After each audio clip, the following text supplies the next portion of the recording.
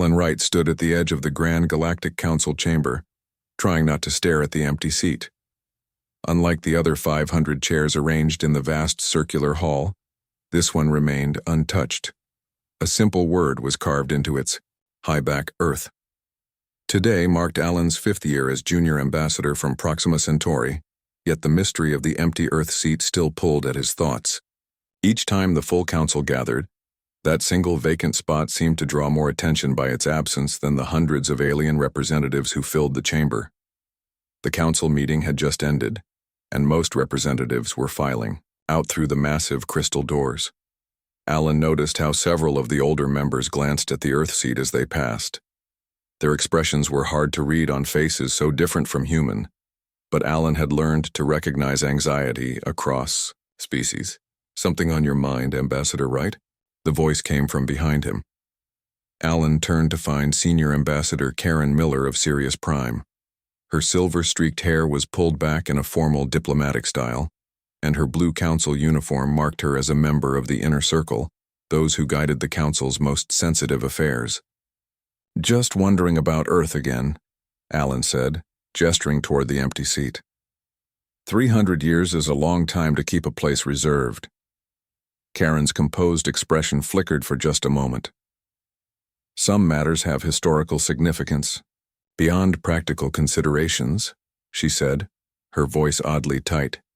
"The council has its traditions, but why maintain an empty seat for a world we've never successfully contacted?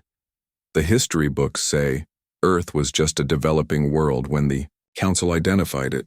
Surely after 3 centuries with no response, we should—" "Ambassador Wright," Karen interrupted.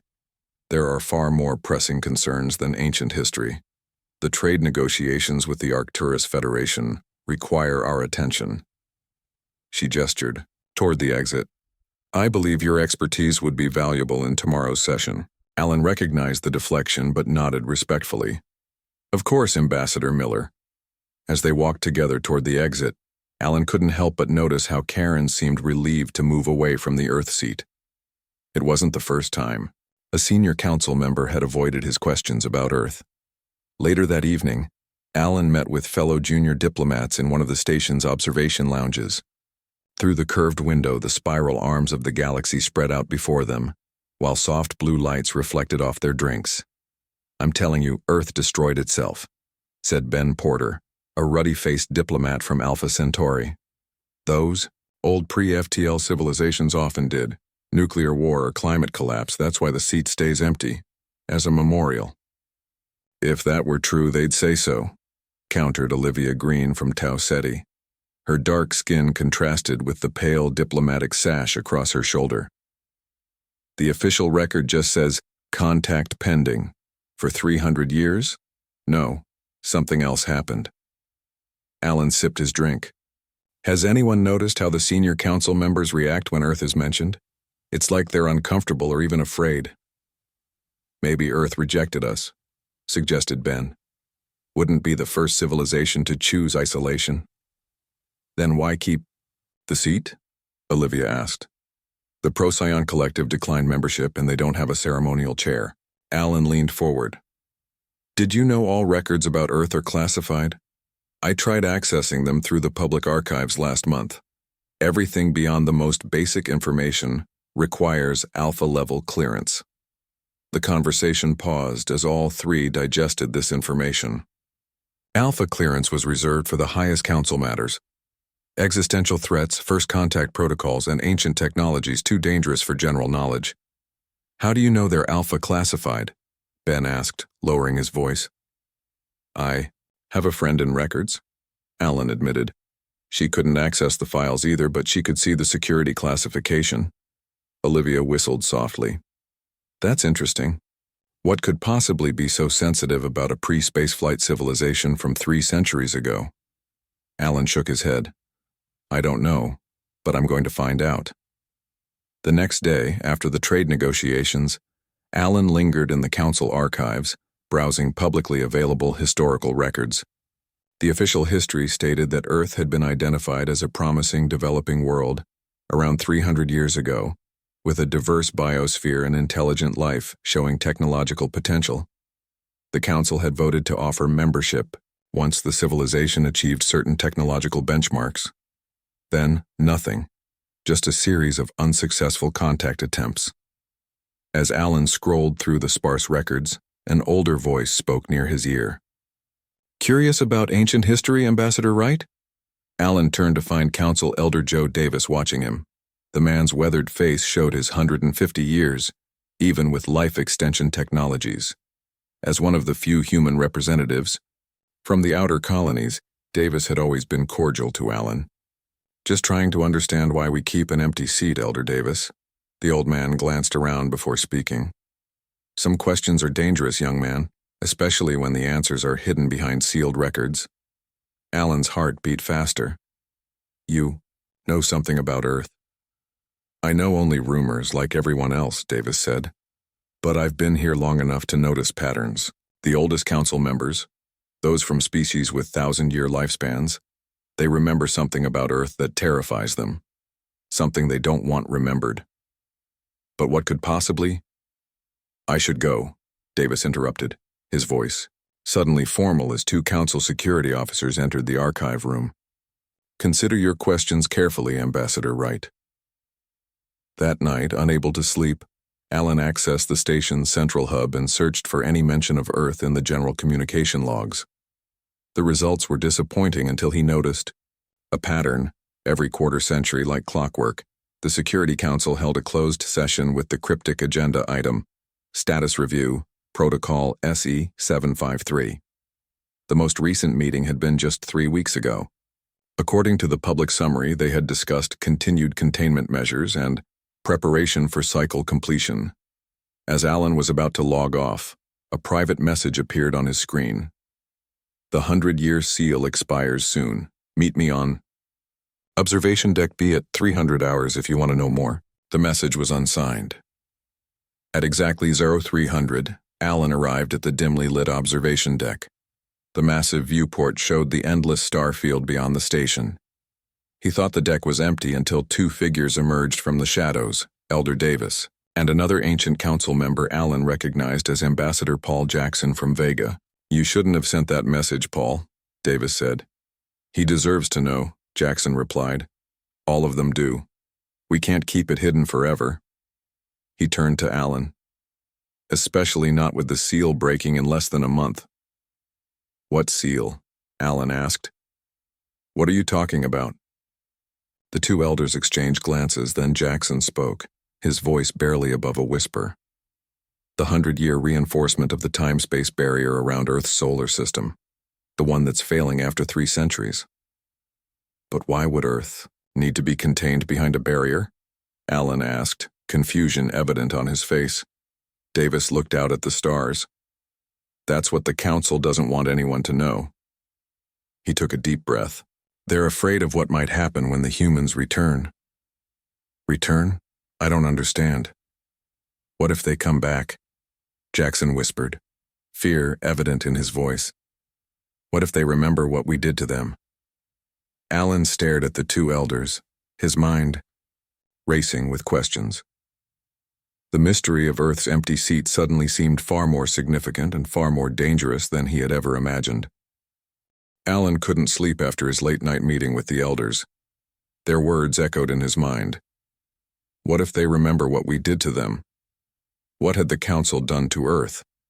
And why would they seal away an entire planet? He needed answers, and he knew just who could help him find them. Susan Fletcher was an information specialist who worked in the vast databanks beneath the Council headquarters. They had met during Alan's first diplomatic mission 5 years ago, when Susan had helped him retrieve crucial information that saved a peace treaty. Since then, she had become one of his most trusted friends. Alan found Susan in the main data hub the next morning. Her curly red hair was tied back as she worked at a holographic terminal, her fingers dancing across light patterns only she could see through her specialized interface glasses.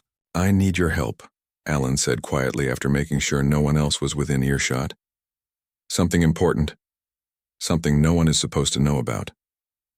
Susan removed her glasses and studied his face. "This is about Earth, isn't it?" "You've been asking questions again?" Alan blinked in surprise. How did you know? Because every time someone searches for Earth in the official records, it triggers a silent flag in the system. I've been monitoring those flags. You're not the first diplomat to get curious about that empty seat. She gestured for him to follow her into a small side room used for data maintenance. Once inside, she activated a privacy field that would scramble any listening devices. What I'm about to show you could cost us both our positions, Susan said. Maybe worse. Are you sure you want to know? Alan nodded without hesitation. Susan pulled a small data crystal from her pocket. I've been collecting fragments of information for years. Bits of data that survived repeated purges. The Council has been systematically erasing Earth's true history for centuries, but they can't erase everything. Some records are too deeply integrated into the core systems. She inserted the crystal into a reader, and a holographic display filled the small room. It showed fragments of ancient documents, partial video recordings, and strings of code that Alan couldn't understand. This is all I've found about something called the Earth Incident, Susan explained. It happened exactly 300 years ago. Before that, Earth wasn't classified as a developing world at all. She pulled up a partially corrupted file. Alan could make out the words Species Threat Assessment, followed by a classification he had never seen before. Maximum. Maximum threat? That can't be right, Alan said. Earth was pre-spaceflight. How could they pose a threat to the entire Council? Susan shook her head. According to these fragments, Earth was classified as an elder species. That's a designation I've only seen used for the founding members of the Council, civilizations with technology millennia beyond what most members possess. Alan stared at the display in disbelief. That's impossible. Humans are newcomers to galactic society. We only achieved faster-than-light travel through contact with the Proxima Centauri colony. That's what we've been taught, Susan agreed. But look at this. She brought up another file, a recording so degraded that only a few seconds remained viewable. It showed a human in what appeared to be a primitive spacesuit standing before the Council. The human's voice came through clearly despite the age of the recording. Our quantum mind interface is merely the beginning. Within a generation, the barriers between human consciousness and machine intelligence will. The recording cut off. There. What's a quantum mind interface? Alan asked. I don't know exactly, Susan replied. But according to these threat assessments, it terrified the Council. There are references to unpredictable human cognition and exponential advancement curves. One report estimated that if this technology spread, humans would become the dominant force in the galaxy within a single generation. Alan struggled to process this information. So the Council didn't lose contact with Earth. They deliberately isolated it, created some kind of barrier. A space-time barrier around the entire Sol system, Susan confirmed. These reports call it the severance. It required the combined energy output of a dozen star systems and the most advanced technology the Council possessed. Before Alan could ask more questions, an alarm began to sound. Not the usual station alerts, but a deep, pulsing tone that seemed to come from everywhere at once. They've detected the unauthorized access, Susan said, her face pale. We need to go. Now. They rushed toward the exit, but the door slid open before they reached it. A squad of Council security forces stood in the corridor, weapons drawn. Their leader, a tall man with dark skin and the sharp features of an outer colony, human, stepped forward. Ambassador Alan Wright, Information Specialist Susan Fletcher, you are in violation of Council Security Directive 7. All access to classified information regarding Earth is forbidden. Alan stepped protectively in front of Susan. We have diplomatic immunity. You can't detain us without. This goes beyond diplomatic protocols, the security leader interrupted. I am Commander Daniel Morgan, Chief of Special Security Operations. You will come with us immediately. As they were escorted through the lower levels of the station, Alan noticed they weren't heading toward the detention areas. Instead, they descended deeper into the station's core, to levels he hadn't known existed. Where are you taking us? Susan whispered. Commander Morgan didn't answer until they reached a small, unmarked room with a single table and 3 chairs. He ordered his team to wait outside, then sealed the door. What I'm about to tell you violates every oath I've taken as a council security officer, Morgan said, his voice low. But some truths can't stay buried forever. He sat across from them and removed his uniform jacket. Underneath, on his left forearm, was a tattoo unlike any Alan had seen before.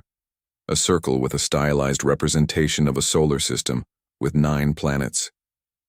My grandparents were from Earth, Morgan said, watching their reaction carefully. Real Earth, before the severance. The Council didn't manage to capture all humans when they sealed off the Sol system. Those who were off-world at the time, explorers, colonists, diplomats, became the first human diaspora. Alan stared at the tattoo. But that would mean humans were spacefaring centuries before the official histories claim. Exactly, Morgan confirmed. The Council rewrote our history, isolated our homeworld, and placed human colonies like Proxima Centauri under careful observation, feeding us carefully crafted histories about our origins. Why are you telling us this? Susan asked. Why not just arrest us? Morgan leaned forward. Because in less than a month the barrier around Earth falls. The Council is panicking. They've been reinforcing it every 100 years, but the underlying technology is failing. This time there's no stopping it. He stood and checked the door before continuing. If you want to learn the whole truth before that happens, meet me at Docking Bay 12 in 3 hours. There are others you need to meet, people who remember what Earth really was. After Morgan left, Alan and Susan sat in silence for several moments. Are we really going to trust him? Susan finally asked. Alan thought about the empty seat in the council chamber, about the fear in Elder Jackson's voice, and about the centuries of lies they had been told. Yes, he decided. It's time we learned what really happened to Earth. Exactly 3 hours later, Alan and Susan arrived at Docking Bay 12. The bay was mostly empty, used primarily for maintenance vehicles rather than passenger ships. Commander Morgan was waiting for them beside a small, unmarked transport vessel. Was beginning to think you wouldn't come, Morgan said. We almost didn't, Alan admitted. This could be a trap. Morgan nodded. A reasonable concern. But if I wanted to arrest you, I would have done it earlier. He gestured toward the ship. We have a 6-hour journey ahead of us. Once we arrive, you'll understand why this risk was worth taking. The ship was plain, but well-maintained. Once they were aboard, Morgan engaged the autopilot and entered coordinates manually rather than vocally, ensuring the ship's AI wouldn't record their destination. Where are we going? Susan asked as the ship cleared the docking bay and accelerated, away from the council station. To a settlement called New Haven, Morgan replied. It's on an unmarked moon orbiting a gas giant in a system without a proper name, just a catalog number, the perfect place to hide for 3 centuries.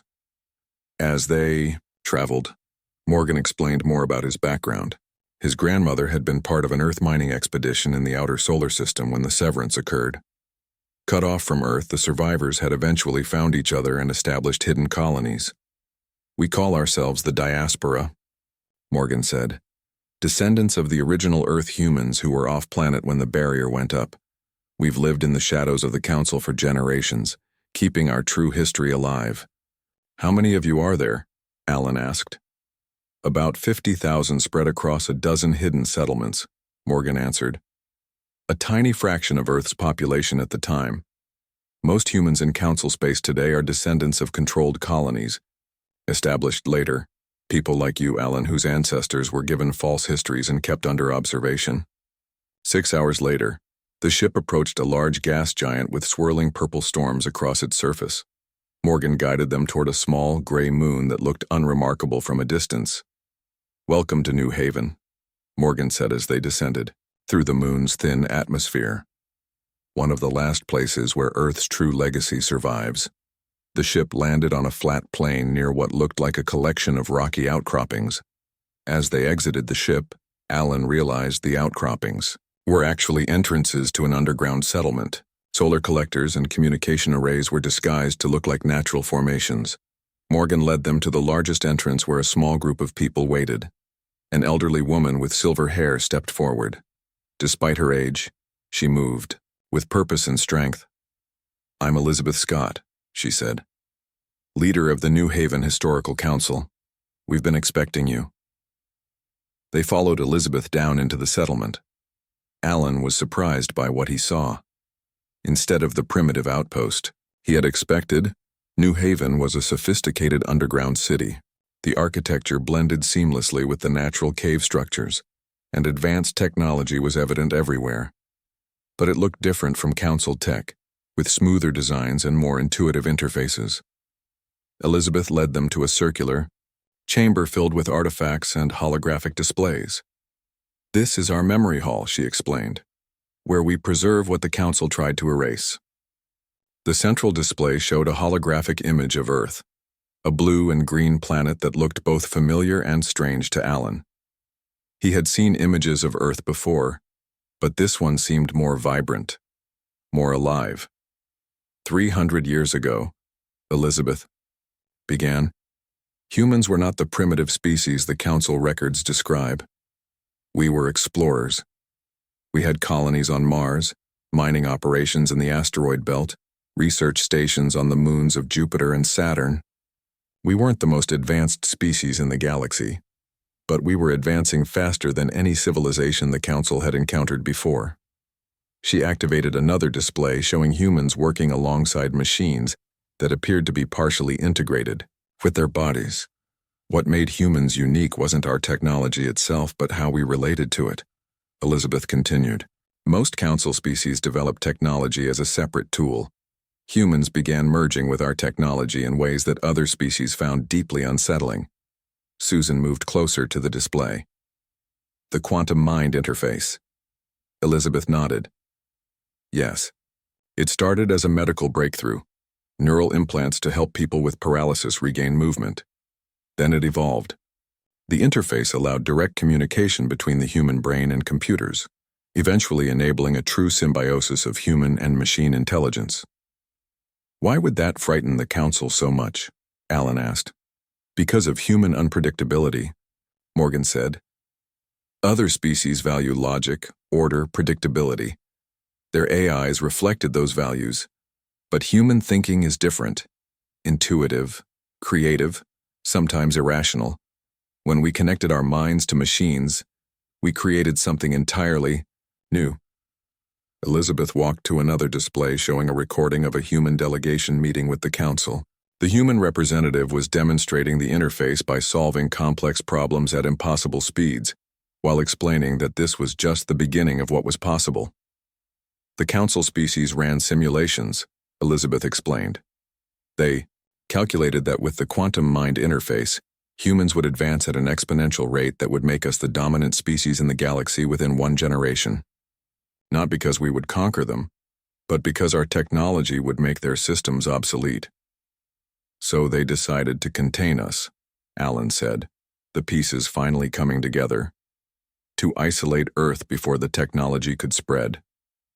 Exactly, Elizabeth confirmed. They created the most powerful space-time barrier ever constructed, cutting Earth off from the rest of the galaxy. They rounded up as many off-world humans as they could find, wiped their memories, and established controlled colonies. They rewrote history to erase any evidence of human advancement. But they missed some of you, Susan observed. Those of us in the most distant outposts managed to hide, Morgan said. We've been watching the council ever since, waiting for the barrier to fall. And now it's about to happen, Alan said, remembering what the elders had told him. In less than a month. Elizabeth's expression became grave. Yes, the barrier was designed to last exactly 300 years. The council has been reinforcing it every century, but the underlying technology is decaying. This time there's no stopping it from collapsing. What will happen when Earth returns? Susan asked. That's why we brought you here, Elizabeth said. The council is preparing for war. They believe that after 3 centuries of isolation, Earth will emerge as a vengeful force. They're mobilizing weapons that haven't been used in millennia. She turned to Alan. You have influence in the council. Not much, but some. We need allies who can help prevent a conflict when the barrier falls. Because the truth is, we don't know what Earth has become after 300 years of separate evolution. But we do know that starting a war would be catastrophic for everyone. Alan looked at the images of Earth, at the human delegates who had stood before the council 3 centuries ago, at the hidden history of his species that had been kept from him his entire life. "I'll help you," he said. "But we need proof to convince others, something that can't be dismissed or covered up." Elizabeth and Morgan exchanged glances. "We have something," Elizabeth said. "A message from Earth. It came through a temporary weakness in the barrier 50 years ago, the only communication that's ever pierced the severance." She activated a final display.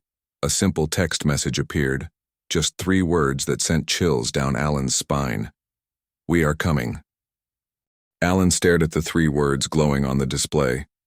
"We are coming." A simple message that carried enormous weight. "When did this message arrive?" he asked. 50 years ago, Elizabeth replied. "There was a momentary weakness in the barrier, lasting less than a second, just long enough for this transmission to slip through." "Has there been anything since?" Elizabeth shook her head. "Nothing. But council monitoring stations have detected increasing instability in the barrier over the past decade. They believe Earth has been testing it, looking for weaknesses."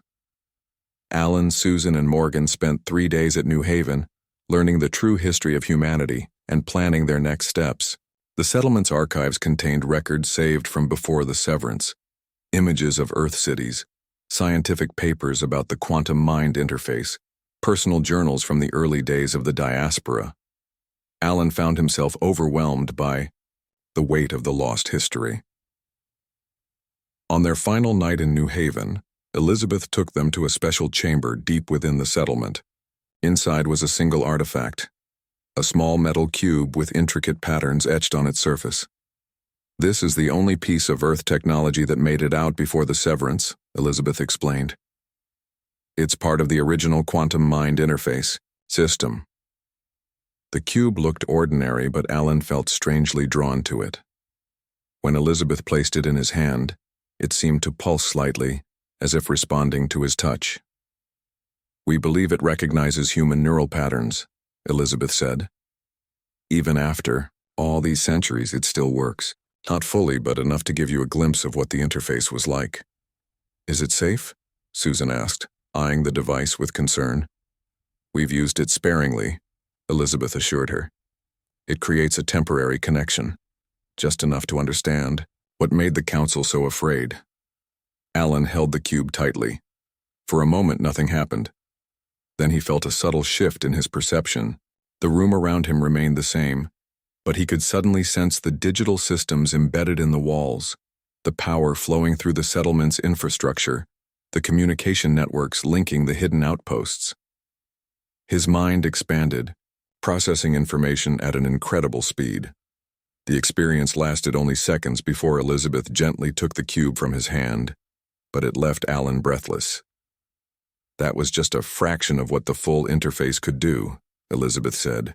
"Imagine that power multiplied 100-fold, with full access to all systems, all knowledge." "I understand now," Alan whispered. "I understand why they were afraid." The next morning, they prepared to return to council space. Before they left, Elizabeth gave Alan a data crystal. "This contains evidence of everything we've shown you," she said. "Use it carefully. The council will do anything to keep this hidden, especially with the barrier about to fall." Back on the council station, Alan found the atmosphere had changed. Security forces were more visible, and hurried meetings took place behind closed doors. The council was preparing for something. Alan used his diplomatic access to learn more. What he discovered alarmed him. The council had secretly mobilized the largest fleet in galactic history near the coordinates where Earth would reappear. Weapons platforms banned for millennia were being recommissioned. Old defense plans were being reviewed and updated. They were preparing for war. Using secure channels provided by Morgan, Alan contacted other human representatives from various colonies.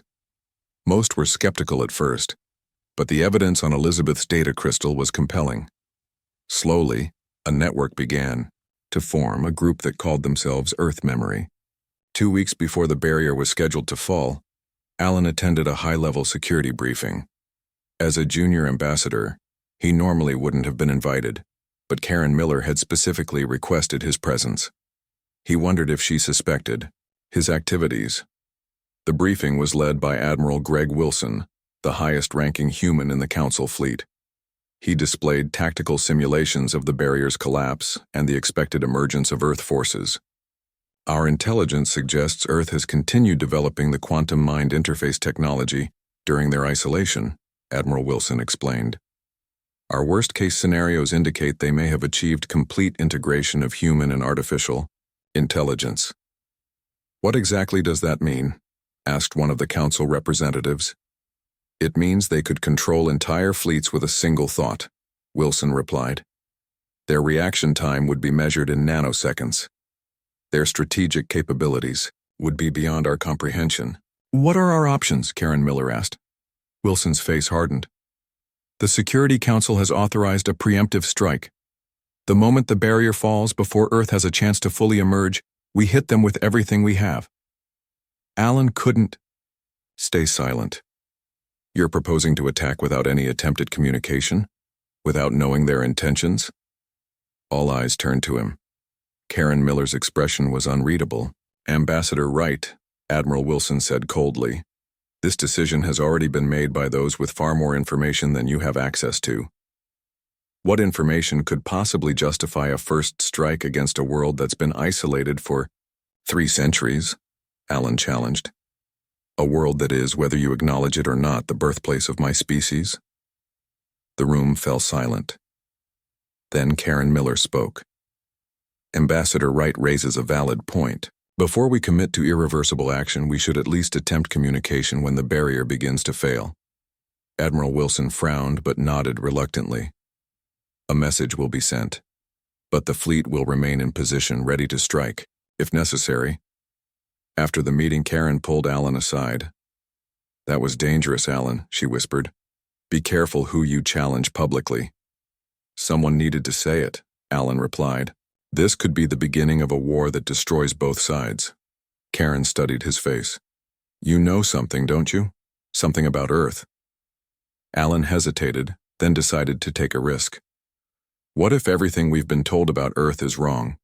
What if the Council acted out of fear rather than wisdom when they created the barrier? Karen glanced around to ensure they were alone. Meet me in my quarters in 1 hour. There's something you need to see. When Alan arrived at Karen's quarters, he found her reviewing old Council records that should have been restricted. I've had my doubts for years, she said without preamble. The story never made sense. A developing world, suddenly, becoming a threat that required such extreme measures. You've been investigating too, Alan realized. Karen nodded. My position gives me access to archives most people never see. I've been piecing together the truth, bit by bit. She showed him what she'd found, evidence that the decision to isolate Earth had not been unanimous. Several Council species had objected, arguing that humans showed great potential as partners rather than threats. Those voices had been overruled and later erased from official records. The barrier falls in 2 weeks, Karen said. If there's going to be any chance for peace, we need to act now. We need to get the truth to as many people as possible, Alan said. Make it impossible for the Council to maintain the lie. As they spoke, strange phenomena began occurring throughout Council. Space. Communication networks experienced inexplicable glitches. Advanced AI systems reported detecting observer patterns in their code. Quantum computers across the galaxy simultaneously generated the same message. We remember. We are coming home. The blue-eyed Council leadership fell into panic. Emergency sessions were called. The military presence around the Council station doubled overnight. Using the confusion to their advantage, Alan, Susan, and their growing network of allies began spreading the truth. They uploaded Elizabeth's evidence to public servers. They reached out to representatives from worlds that might be sympathetic. 5 days before the barrier was scheduled to fall, Alan received an urgent message from Morgan. Council Special. Forces are moving against all known diaspora settlements. New Haven has been discovered. We are evacuating. That same night, security forces came for Alan and Susan. They barely escaped, fleeing to a maintenance ship Morgan had prepared for such an emergency. "Where do we go now?" Susan asked as they left the station behind. Alan looked at the coordinates Morgan had provided. "To the barrier. To Earth. We need to be there when it falls." As their small ship traveled toward the coordinates of the barrier, they received transmissions from across Council space. The truth was spreading faster than the authorities could contain it. Protests erupted on dozens of worlds as people learned how the Council had manipulated history. Then, one day before the scheduled collapse, all systems across Council space momentarily paused. Every screen, every communication device, every network displayed the same message. 300 years ago, you feared what we might become. Tomorrow you will see what we have become.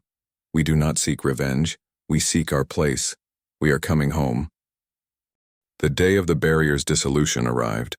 Alan and Susan's small ship reached the coordinates just hours before the expected collapse. They were not alone. Dozens of vessels had gathered at a safe distance, some from the diaspora settlements, others piloted by sympathetic council members who wanted to witness this historic moment. And beyond them waited the council fleet, hundreds of warships arranged in battle formation, weapons primed and ready. Alan received a transmission from Karen Miller. Her face looked tired but determined on the small screen. "The council is divided," she reported. "Some leaders want to open communication with Earth. Others are still pushing for an immediate attack. Admiral Wilson has been given final authority to make the decision when the barrier falls." "Can you delay them?" Alan asked. "Give us time to establish contact first?" "I'm trying," Karen said. "But be careful. They're monitoring all communications near the barrier." The transmission ended, abruptly. Alan turned to Susan, who was monitoring the barrier's energy readings. "It's starting," she said, pointing to the display. Before them, space itself seemed to ripple and distort. The barrier had always been invisible to normal sensors, but now it manifested as a shimmering wall of energy that stretched in all directions. Cracks of golden light appeared across its surface as the ancient technology began to fail. On the Council fleet's command ship, Admiral Wilson watched the same phenomenon with growing tension. "All weapon systems ready," his first officer reported. "Targeting solutions locked on the emergence point." Wilson nodded, his hand hovering over the command console. The plan was clear. The moment Earth forces began to emerge, they would strike, with overwhelming power. The Council's simulations showed this was their only chance to neutralize the threat before Earth's advanced systems could respond. But as the barrier continued to fracture, something unexpected happened. Rather than collapsing violently as predicted, the barrier began to dissolve gradually, fading like morning mist under the sun. And then, through the thinning barrier, a single ship appeared. It was small, barely larger than a standard transport vessel. It had no visible weapons, no defense systems. Just a simple, elegant design unlike anything the Council had seen before. The Council fleet's sensors immediately targeted the vessel, weapons charging. Admiral Wilson's hand remained poised over the firing control. "Sir," his communications officer called, "We're receiving a transmission from the Earth vessel." Wilson hesitated. The Security Council had authorized immediate attack, but a direct communication couldn't be ignored without violating the most basic diplomatic protocols. "Put it through," he ordered. A voice filled the command deck. Calm, measured, distinctly human. "This is Ambassador Lisa Hayes of Earth. We request permission to approach the Council station and take our rightful seat at the table." The simplicity of the message stunned everyone listening. No threats, no demands. Just a diplomatic request, as if the past 3 centuries of isolation had never happened. Admiral Wilson found his voice. "Ambassador Hayes, this is Admiral Greg Wilson of the Galactic Council Defense Force. Your request is noted, but we require information about your intentions and capabilities before allowing approach." "Our intention is peace, Admiral," Lisa replied. "As for our capabilities, if we meant you harm, your fleet would already know it." As if to emphasize her point, every weapons system across the Council Armada suddenly powered down. Control systems reported themselves offline. Admiral Wilson stared in disbelief as his mighty fleet was neutralized without a single shot fired. "We could have disabled your life support just as easily," Lisa continued, her voice still calm. "Instead, we chose a demonstration that would cause no harm or loss of life. Now shall we begin again? We request permission to approach the council station." Wilson looked at his useless command console, then at the faces of his officers. He made the only choice he could. "Permission granted, Ambassador Hayes. I will escort you personally." 2 days later, the council chamber was filled to capacity. Representatives from every world had gathered to witness an event many had thought impossible. Alan and Susan sat with Karen Miller in the diplomatic section, watching as Admiral Wilson entered with a woman they assumed must be Ambassador Lisa Hayes. She was tall and appeared completely human, with dark skin and silver-streaked hair. She wore a simple white uniform without insignia or decoration, but there was something about her eyes, a depth and awareness that hinted at something more than human. As Lisa Hayes walked calmly toward Earth's empty seat, the chamber fell silent. 3 centuries of absence.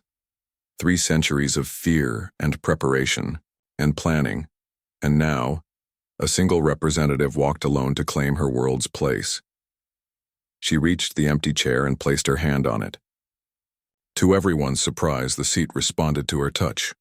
Hidden mechanisms activated and the chair transformed, revealing itself as something far more complex than it had appeared.